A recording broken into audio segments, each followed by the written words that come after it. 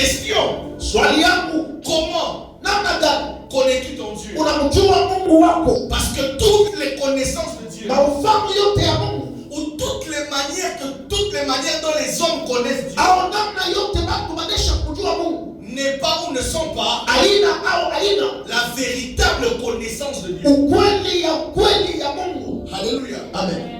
Malheureusement, nous avons dans le corps du Christ, ndani ya Ukristo, nous avons dans l'église, ndani ya kanisa, nous avons dans nos assemblées ndani ya mkusanyiko, des personnes kuna watu qui pensent connaître Dieu wanawasia kumjua Mungu, sans vraiment le connaître. lakini kwa ukweli ambaye kumjua Mungu.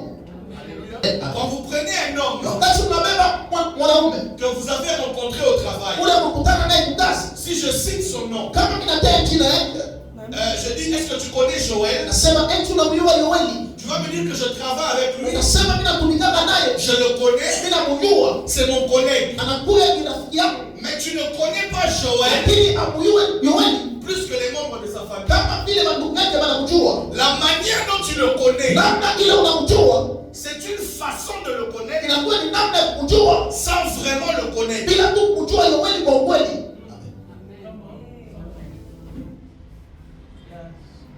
Alléluia. Amen. Tu le connais, Unamjua mais sans réellement le connaître. lakini hauyamjua kwa ukweli tu. Est-ce que je parle à quelqu'un? Amen. Daniel chapitre 11, Danieli sura yake ya 11 le verset 31 et 32. mstari wa 32 mpaka 33. On va nous lire ça au nom de Jésus. Baisse un peu. Somea kwa jina la Yesu.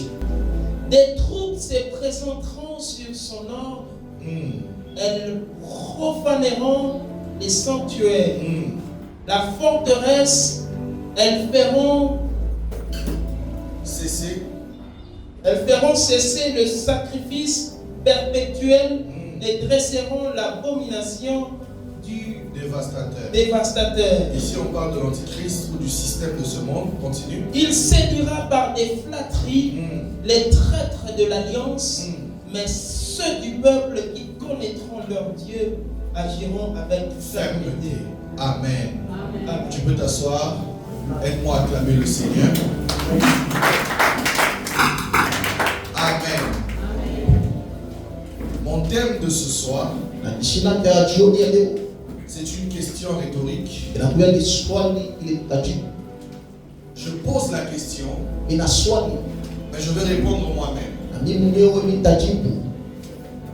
Tu vas entendre la question et tu vas me laisser le temps de te répondre.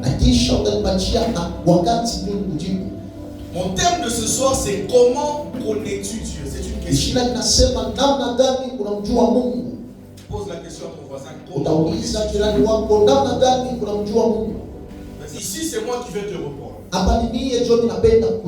Et je vais te demander de me suivre attentivement. Parce que nous sommes entrés dans un ère, nous sommes entrés dans un temps où le mal s'accroît. Vous vous rendrez compte que depuis les temps anciens jusqu'à aujourd'hui, le mal est en train d'atteindre son paroxysme. Alléluia. Amen. Nous sommes entrés dans une période où il y a du mal dans le monde, plus qu'il n'y en a jamais eu. Il y a une abomination, plus qu'il n'y en a jamais eu. Mais il y a aussi une évolution technologique, plus qu'il n'y a jamais eu. Aujourd'hui, par exemple, peut-être en Afrique, mais à l'extérieur de l'Afrique, si une femme n'a pas d'enfant, la médecine a disposé toutes les possibilités pour qu'une femme ait un enfant. Aujourd'hui, peut-être en Afrique, mais à l'extérieur de l'Afrique, si quelqu'un a un problème de folie, la médecine a tout disponibilisé pour que l'humain retourne à la normale. Il y a 30 ans, 40 ans, si j'ai besoin de Je devais me déplacer pendant une longue distance. Ou encore je devais écrire une lettre. Mais aujourd'hui, si j'ai besoin de parler avec toi, il suffit que je prenne mon téléphone, que je laisse un message et tu vas me lire. Or, c'est des choses qui n'existaient pas. Aujourd'hui, si j'ai besoin de me distraire, je vais allumer ma télé. Et même les télés d'aujourd'hui ne sont pas comme les télés d'avant. Nous, quand on grandissait, on avait des télés en noir blanc. On avait des grosses télés, il fallait frapper. Mais aujourd'hui, quand tu ouvres une télé,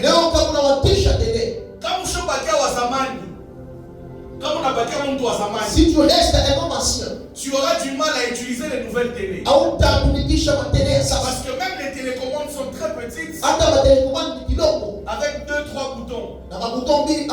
Alors que si ma télécommande y est, nos télécommandes, c'était des grosses, avec plusieurs boutons. Mais tous ces boutons ne servaient qu'à changer. Je me rappelle, il y avait 1, 2, 3, il y avait des chiffres.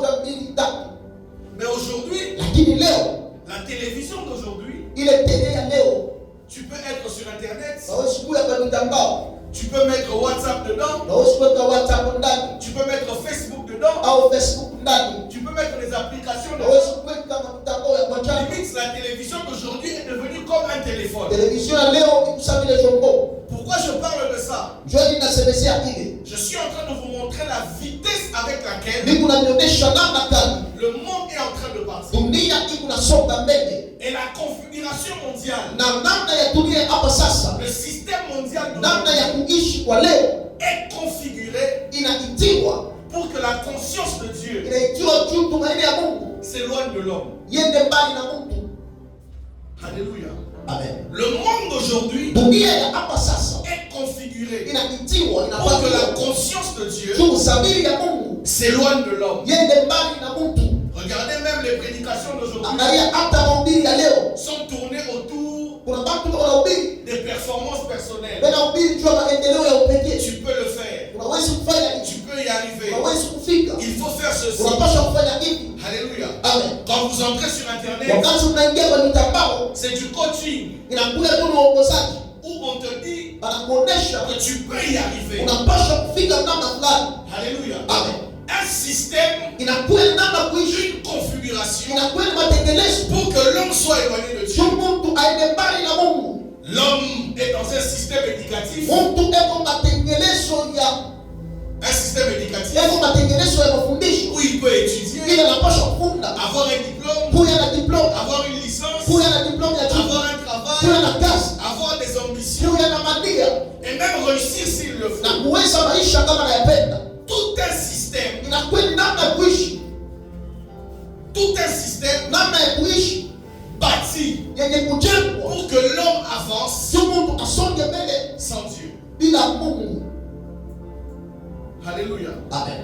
C'est comme ça que vous allez voir que dans le commun des mortels et même dans l'église, plus nous avançons, la conscience de Dieu diminue. La question est simple. Combien sont capables de lire la Bible comme aux temps anciens? Parce que quand on se réveille, la première chose, j'ai reçu combien de messages quand je dors? Alléluia. Amen. Quand je dors, Dieu n'est pas de coucher. Pour que j'ai le sommeil, il faut faire quelques vidéos TikTok. Je dois suivre quelques vidéos sur TikTok et dormir. Et après pour là, tout un système pour que l'homme avance sans Dieu. Un système bâti sur l'intelligence. Un système bâti sur les efforts personnels. Pire encore, un système bâti sur l'abomination et le mal. De telle sorte que aujourd'hui à l'école, les choses qu'on enseigne aux enfants ne sont pas les choses qu'on nous enseigne. Parce que le système du monde est en train d'être bâti pour que l'homme s'éloigne totalement de Dieu. Alléluia. Amen. Et le prophète Daniel est en train de dire, au vu de tout ça, au vu de l'évolution qu'il y aura dans le monde, au vu de ce qui va se passer dans la société, il donne une clé. Il dit ceux du peuple qui connaîtront leur Dieu agiront avec fermeté. Alléluia. Parce que malgré le système du monde, malgré le mal et l'abomination dans le monde, malgré que le monde fait tout pour que les humains avancent sans la conscience de Dieu, il existe un reste de personnes qui doivent marcher avec fermeté parce qu'ils connaissent leur Dieu. Alléluia. Amen. Ma question, comment connais-tu ton Dieu? Parce que toutes les connaissances de Dieu ne sont pas la connaissance de Dieu. C'est pas si tu le comprends. Amen. Toutes les connaissances de Dieu, ou toutes les manières dont les hommes connaissent Dieu, n'est pas ou ne sont pas la véritable connaissance de Dieu. Alléluia. Amen. Parce qu'il y a plusieurs manières où les hommes connaissent Dieu. Mais toutes ces manières ne sont pas la bonne manière. Alléluia. Amen. Je donne un exemple. Quand tu regardes un homme élevé, un président de la République ou un footballeur, si je dis Lionel Messi, tu vas dire que tu le connais parce que tu l'as vu jouer au foot, parce que tu connais les équipes où il est passé, parce que tu connais son histoire dans le sport. Mais la façon dont tu le connais n'est pas la manière dont sa femme le connaît. Est-ce que tu comprends ce que je dis? Alléluia. Amen. Vous voulez que j'approfondisse ça? Je veux parler de 3 manières où les gens pensent connaître Dieu sans vraiment le connaître. Amen. Alléluia. Amen. La première manière, c'est connaître Dieu de manière religieuse.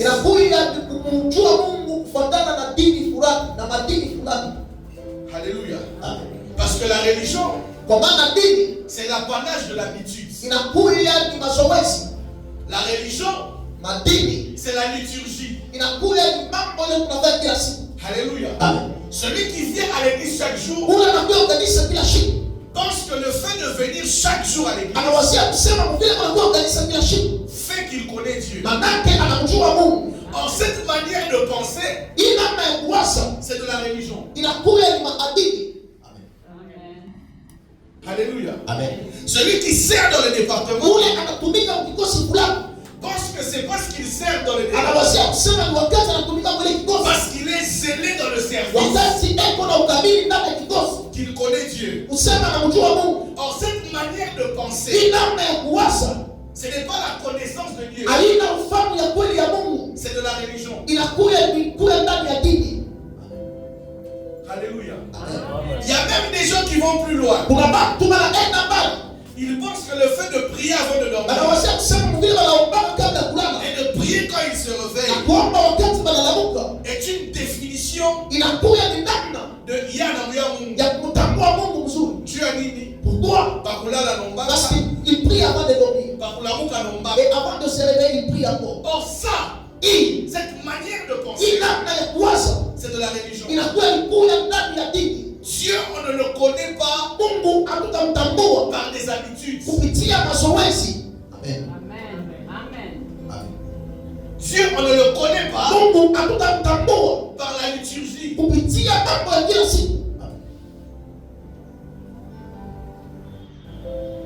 Alléluia.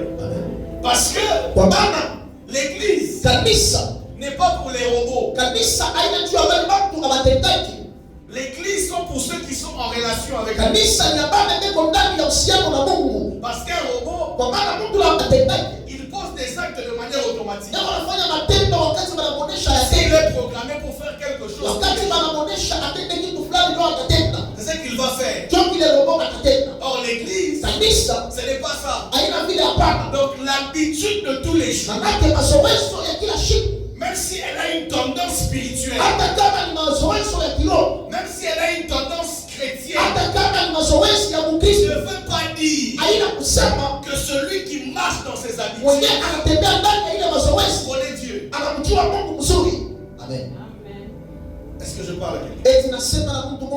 La deuxième manière où les gens pensent connaître Dieu, là c'est même plus profond. J'ai rencontré des gens à qui j'ai posé la question: comment vous connaissez Dieu?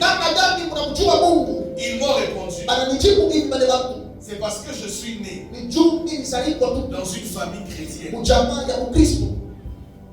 Alléluia. Amen. La famille chrétienne ne veut pas dire que tu connais Dieu. Ce n'est pas parce que tous les soirs on vous réunissez par papa et maman, vous chantez un peu, vous priez un peu, et tous les dimanches on vous amenait à l'église, tu étais à l'école, puis tu es entré dans le club, que ça fait de toi quelqu'un qui connaît Dieu. Alléluia. Amen. La famille chrétienne n'est pas la base dans laquelle quelqu'un peut se prévaloir de connaître Dieu. Alléluia. Amen. Beaucoup de gens ici, ils se rendent compte que le fait qu'ils soient aujourd'hui membres de l'église, membre d'une église, c'est à cause de Jésus. Alléluia. Amen. Parce que si tes parents étaient musulmans, donc tu ne serais pas ici. Alléluia. Amen. Si chez vous, vous étiez des bouddhistes, donc tu ne serais pas ici. C'est-à-dire que la famille chrétienne, comme les gens, n'est pas un élément qui fait que quelqu'un peut se prévaloir de connaître Dieu. Et la troisième manière dont les gens pensent connaître Dieu, c'est avec le cerveau. Alléluia. Amen. Un jour, un homme de Dieu est sur une plage. Il est en train de réfléchir. Il est en train de penser sur Dieu. Il disait: comment est Dieu?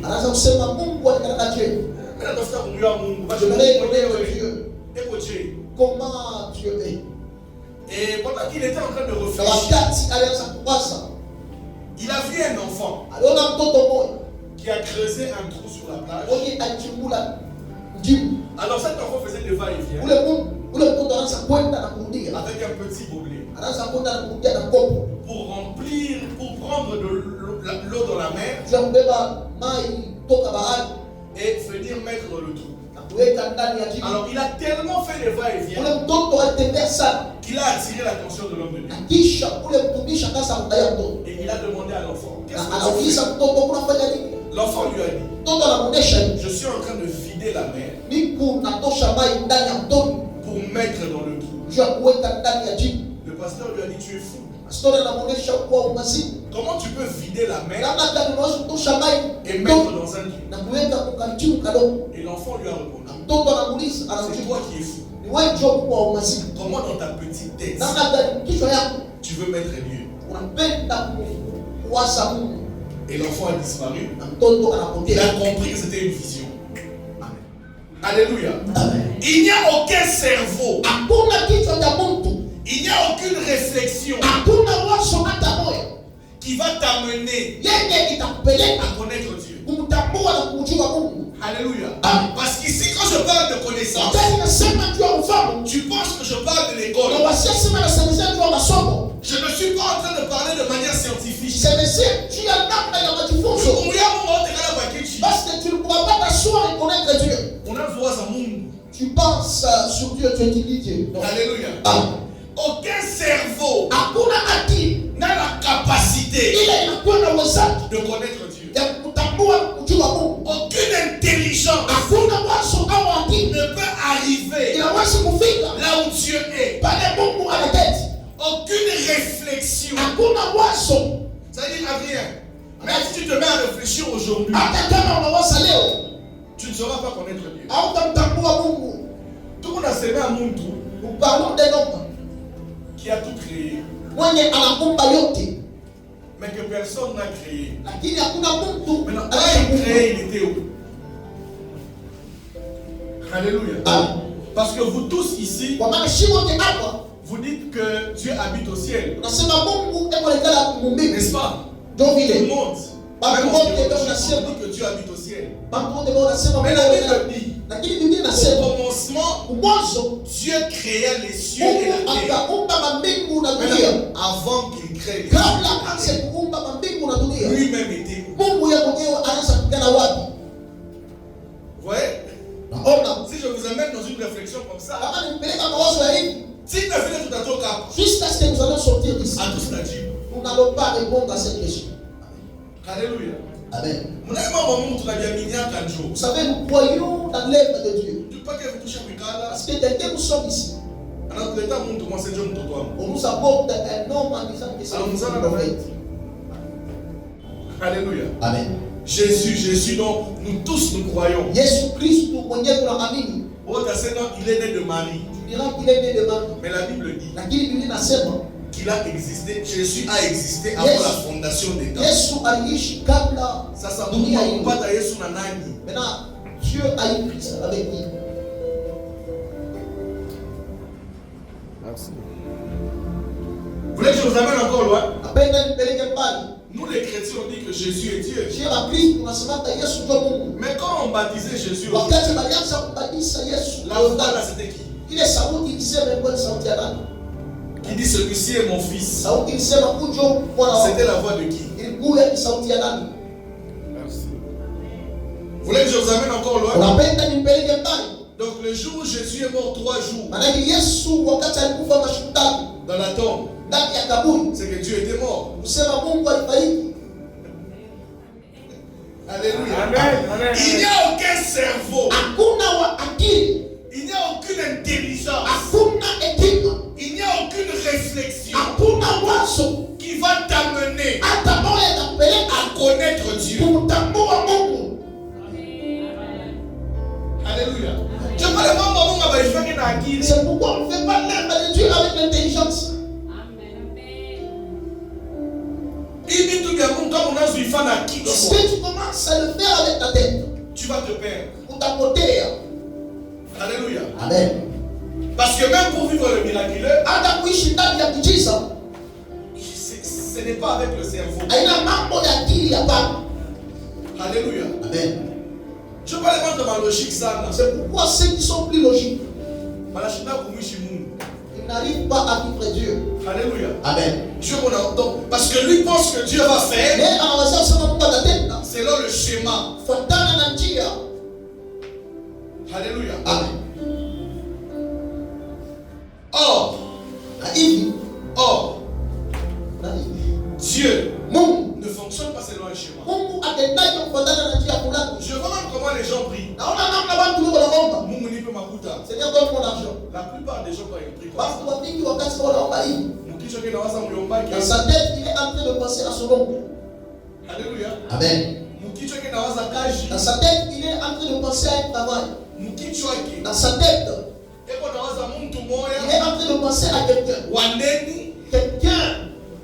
Les créanciers, voilà. Alléluia. Amen. Alors que Lakini quand tu pries, wakati unaomba, tu dis Dieu donne-moi l'argent. nasema Mungu nipatie pesa. Celui en qui nous croyons Wewe ndani yake tunaamini. a dit à Pierre, Alimuonesha Petro, on a besoin d'argent ici pour payer. tunahitajia makuta hapa kwa kulipa kosa. Va dans la mer, Wewe ndani ya bahari, va pêcher un poisson, wewe utalome samaki, déchire le poisson, upasule samaki. tu vas trouver l'argent à Na l'intérieur utakuta makuta. et tu vas aller payer. Na utaenda kulipa. Parce que Dieu, lorsqu'il veut Kwa maana faire, wakati Mungu anapenda kutenda, il n'est pas dans ton schéma. ashina ndani ya njia yako. Alléluia. Amen. Il y a des gens qui sont malades. Kuna watu wakati ndio wanagonjwa. Il y a des gens quand ils sont malades, Kuna watu wakati ndio wanagonjwa. ils disent Ndio wanasema en prière, Seigneur guéris. ndani ya maombi Mungu nitunze. Même quand il vient te voir le pasteur, Hata wakati anakuwa kwa wewe il pastor, a quand même ses médicaments. ndio na madawa msakoshi. Alléluia. Amen. Il a quand même son traitement. Ndio na madawa ile unafuata. Mais écoutez, un jour, Lakini siku moja Jésus doit guérir un aveugle. Yesu alipasha kutunza kipofu. Alléluia. Amen. Je ne sais pas si les gens lisent la Bible. Bishwe kama bantu wanasoma Biblia. Mtu anakuwa anaomba c'est Yesu. Quelqu'un est venu lui dire Christ, Macho ayoni. je ne vois pas, je n'arrive pas à voir. La Bible dit Jésus prend le sable. Biblia inasema Yesu anabeba udongo. Anatemea pomati. Il a Vous avez déjà vu ça? Amen. Anatemea pomati. Il a fait un mélange de salive et de sable. Hein? C'est devenu de la boue. Il a kuya Matope. matope. Et il a mis sur les yeux de l'aveugle. Na nenda kwa macho ya kipofu. Et il a dit, va te laver. Anamuonesha wende C'est comme ça que tu seras guéri. Na hivi utakuziwa. Pourquoi? Jua nini? Parce que Dieu Mungu n'a pas les schémas des hommes. ana na njia ya bantu hapa. Ce n'est pas avec ton cerveau Haina na akili yako et avec ta réflexion au na wazo yako et avec ton au na intelligence akili yako que tu vas parvenir à comprendre Dieu. utafika kumuelewa Mungu. C'est comme ça que moi je ne débat pas avec les gens Na hivi mimi sisemani na bantu qui veulent qu'on les explique un miracle. wenye wanapenda kuwafafanusha Parce que miujiza. le jour où on t'explique un miracle, Wakati wanafafanusha ça miujiza cesse d'être un miracle. haina tena miujiza hapa. Alléluia. Amen. Le jour où Dieu fait un miracle dans ta vie, Wakati Mungu anatenda si tu miujiza, arrives à nous expliquer comment c'est arrivé, kama unatuonyesha namna gani miujiza ce n'est inafika, plus un miracle. haina tena miujiza Parce que c'est le schéma de Dieu. kwa maana inakuwa ni njia ya Ainsi Mungu. je disais, Na hivi bila za kusema aucun cerveau, hakuna akili, aucune intelligence, hakuna hekima, aucune connaissance des hommes, hakuna ufahamu ya watu, aucune science, hakuna majifunzo, aucune théologie hakuna majifunzo ya Mungu. ne peut amener un homme Yeye itapeleka à Mungu connaître Dieu. kumjua Mungu mzuri hapa. Alléluia. Amen. Maintenant, ma réponse à la question, Sasa jibu yangu kuswali connaître Dieu, kumjua Mungu c'est quoi? ni nini? Pose d'abord la question comme ça. Connaître Hii Dieu. sasa ndio kujua Mungu ni nini? Connaître Dieu, pour moi, je peux dire que selon la parole de Dieu, Pierre et Jean, les disciples, ont demandé à Christ, montre-nous le Père. Il les a dit, Mon Dieu. oui, juste que alors vous n'avez pas encore connu qui est le Père. C'est lui qui me connaît, qui m'a vu, A vu le a vu le Père. Ok. C'était ça la réponse. C'est ce que je peux dire. Merci pour la réponse. Ça. Déjà, Hivi parce que c'est avec ça que je vais chuter. nitaishia na hijibu. Le mot connaissance Wakati tunasema kujua tamko de Dieu, Baba, quand on dit connaître Dieu, wakati tunasema kumjua Mungu dans la Bible, ndani ya Biblia, le mot connaître wakati tunasema kumjua Mungu n'a rien à voir avec l'artifice du cerveau. hailinganishwe na akili. La Bible a été écrite en français, a été écrite en hébreu, Biblia iliandikwa Kiebrania en grec na Kigreki et une partie en araméen. na kipande kingine kwa Aramea. Mais l'interprétation en français, Lakini wakati waliandika Kifaransa c'est pour que tu essayes à peu près de comprendre. ilikuwa ni juu tu wakusaidie uelewe. Mais quand la Bible parle de connaître Dieu, Wakati Biblia inasema juu ya kumjua Mungu, la Bible ne parle pas d'une connaissance scientifique. Biblia inasema juu ya ufahamu yenye inalinganishwa na Le masomo. mot connaître en hébreu Tamko kujua ndani ya Kiebrania veut dire yada. inakuwa ni kusema yada. Yada veut dire Yada ni kusema, faire un inakuwa ndani ya umoja avec la personne qu'on connaît. na mtu ule unesha kujua. Alléluia. Amen. Quand on dit connaître Dieu dans la Bible, on est en train de dire faire un. C'est comme une intimité d'un homme et une femme. La Bible dit l'homme quittera son père et sa mère et s'attachera à sa femme. Et les deux seront une seule chair. C'est le même type de connaissance que la Bible dit. Quand la Bible dit connaître Dieu, c'est pour ça que Jésus, dans Jean 14, est en train de dire à ses disciples, ce jour-là vous saurez que le Père est en moi et que je suis en vous, parce que vous m'avez connu. C'est comme ça que l'apôtre Paul, dans Colossiens 1, le verset 6, est en train de dire, il est au milieu de vous, il parle de la parole, il parle d'ailleurs de Christ, et dans le monde entier, il porte des fruits, et il va grandissant, comme c'est aussi le cas parmi vous. Depuis le jour où vous avez entendu et connu la grâce de Dieu, conformément à la vérité. Donc c'est-à-dire la véritable connaissance de Dieu est conformément à la vérité. C'est quoi cette vérité? Jean chapitre 1 verset 2. Et à tous ceux qui l'ont reçu, à ceux qui croient en son nom, il leur a donné le pouvoir de devenir. Comment ils deviennent? Ils ont fait un avec la personne. Ainsi ils sont devenus comme cette personne. C'est comme ça que dans la connaissance de Dieu, dans l'intimité de Dieu, dans cette connaissance de Dieu, l'homme ancien rencontre Christ et ensemble comme un homme et une femme, ils engendrent un homme nouveau.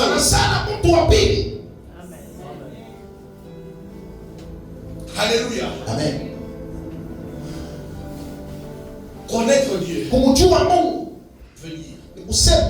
faire un avec lui, conformément à la vérité. Parce que cette dimension te fait devenir. Alléluia. Amen. La dimension de la connaissance de Dieu te fait devenir l'homme ancien. Quand il connaît Dieu par la parole, ensemble, comme un homme et une femme, en intimité, ils engendrent un homme nouveau. L'homme nouveau connaît Dieu. Alléluia. Amen. L'homme né de nouveau connaît Dieu. L'homme qui a reçu le Seigneur Jésus comme Seigneur et Sauveur, il devient enfant de Dieu. C'est cette personne-là qui connaît Dieu. Ainsi, le système du monde ne peut pas l'ébranler. Parce qu'il est écrit, vous êtes dans le monde, mais vous n'êtes pas de ce monde. La raison pour laquelle le monde ébranle les gens, la raison pour laquelle les gens sont inférieurs par rapport au système du monde, c'est parce qu'ils sont du monde. La Bible, ils sont du monde. Mais ceux qui sont nés de Dieu ne sont pas du monde. Et il est écrit, ce qui est né de Dieu triomphe du monde. Check. Les gens qui sont du monde, le monde les influence. Ceux qui sont du monde, le système les influence. La crise les influence. La hausse et la baisse du dollar les influence. Les problèmes dans le pays les influence. Or, celui qui connaît Dieu doit rentrer dans ce que En Égypte, il faisait noir dans toute l'Égypte. Mais à Goshen, parce que Goshen, c'est l'image du peuple qui est au dehors du monde. Alléluia. Amen. Des fois, la réponse au problème de ta vie, c'est parce que tu es encore une personne de ce monde. Je ne vois pas quelqu'un de chez le monde être vaincu par la sorcellerie. Je ne vois pas quelqu'un de le monde être vaincu par le péché. Je ne vois pas quelqu'un de le monde être vaincu par le système du monde. Parce que la parole de Dieu ne dit pas. Celui qui est en nous est plus fort que celui qui est dans le monde. Maintenant pose la question à mon voisin. Est-ce que tu connais Dieu?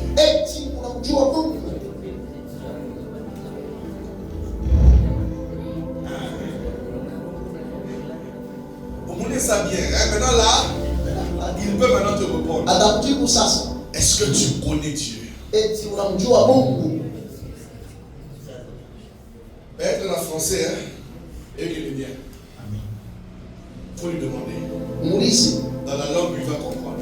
Est-ce qu'on a mis à nous? Est-ce que il faut éviter mon qu'il est ma baie. Il faut dire mon qu'il est ma baie. Nous on est dans le si tu ne connais pas Dieu, tu vas abandonner les choses. Amen. Alléluia. Amen. Parfois, il dit bien, moi, il y a plein de choses. Est-ce que tu peux dire à ton voisin? Est-ce que tu connais? En fait, c'est tout le monde est dans le kubaya. Tout le monde est dans le kubaya. Non, on a qu'à voir mieux. Si tu ne connais pas Dieu. Parce que les gens pensent que connaître Dieu, ce n'est pas aller dans un bar. Ce n'est pas boire. Il y a des gens qui ne boivent pas. Il y a des gens qui ne vont pas dans des bars. Qui ne connaissent pas Dieu. Mais ça, c'est bien au Fania que tu parles dans le tu penses que c'est parce que tu ne fais pas le mal que tu connais Dieu. Amen. Comme le monde est en train de partir, tu vas rétrograder. Le problème du monde, c'est que tu pries. Tu vas t'enfermer avec la bouteille de whisky. Ainsi c'est l'homme de Dieu. Alléluia. Amen. Tiens ton voisin par la main. Dis-lui ma prière pour toi. Et que par cette parole, que tu arrives à connaître Dieu. Que tu croies en son Fils. Et que son Fils habite en toi. Et que tu deviennes une nouvelle créature. Moi je n'ai pas honte. Je n'ai même pas peur de le dire. Moi j'ai vaincu la sorcellerie de ma famille. Il n'y a aucun sorcier. Il n'y a aucun sorcier dans ma famille qui ne me connaît pas. Et puis qui n'a pas peur de moi. Amen. Alléluia. Amen. Ça veut dire que je peux me mettre comme ça. Ils font leur réunion. Et après ils terminent. Et après Dieu me prend. Il m'amène dans cette réunion. J'entends ce qu'ils disent. Et après je rentre. Je change les choses. Alléluia. Amen. Et les choses se passent selon ma volonté. La Bible dit celui qui est né de Dieu est esprit. Alléluia. Amen. Celui qui est né de Dieu est esprit. Il a la nature de celui qui habite en lui.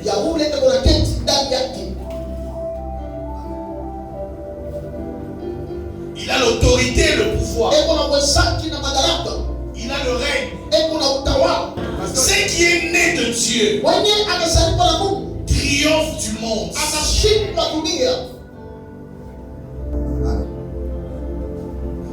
Alléluia. Amen. J'étais en train de passer un moment de tribulation. Et de combat. Mais pendant le même moment là, Je suis chez moi à la maison. Quelqu'un Quelqu'un vient me voir et dit, moi j'étais avec Adrien. Il vient m'offrir une voiture. Tu étais là, non? C'était un dimanche avant midi. On a pas le haut, la commande, on a fait caisse. Parce que tu es en train de combattre, le Seigneur, tu dois faire une caisse. Et Nathan 2000. Quelqu'un est venu me remettre une RAV 4.9. La semaine qui a suivi, on est venu me donner une parcelle. Amen. Alléluia. Amen. Tu forces encore la vie. Non, dis à ton voisin, tu forces encore la vie. Peut-être que tu as un problème d'identité.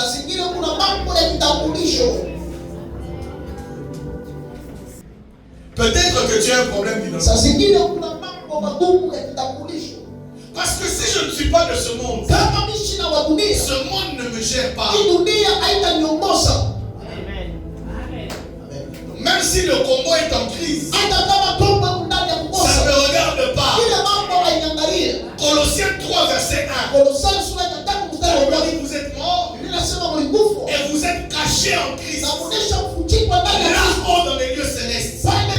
Si je dépends du ciel, la terre ne peut pas m'influencer.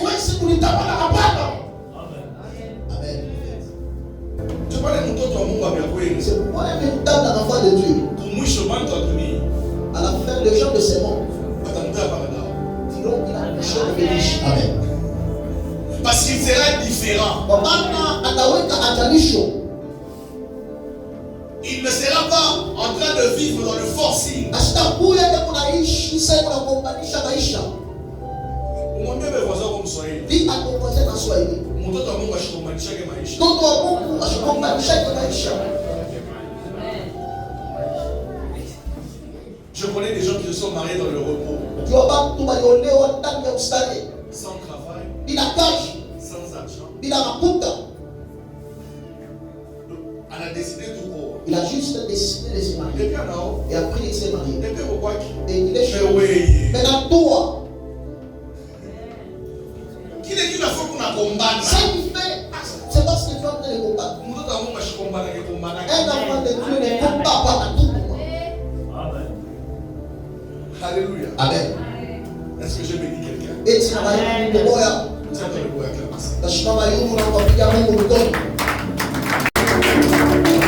Ici, avec la joie de l'esprit, j'aimerais faire un appel.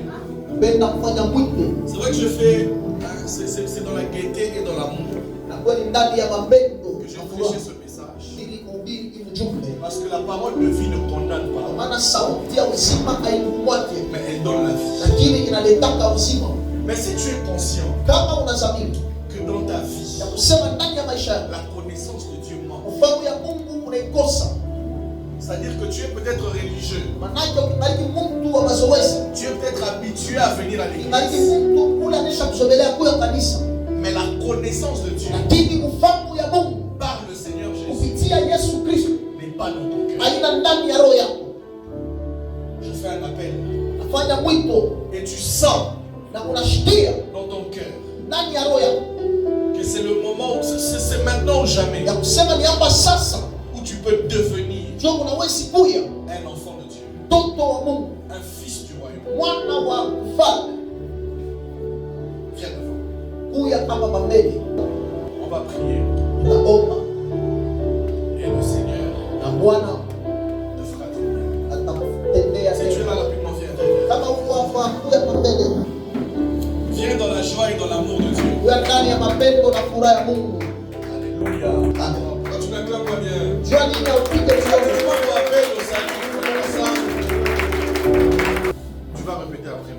Dis Seigneur Jésus, ce soir, mon cœur est ouvert afin de te laisser la place. Je t'ai entendu frapper et je t'ouvre mon cœur. Viens et entre dans mon cœur.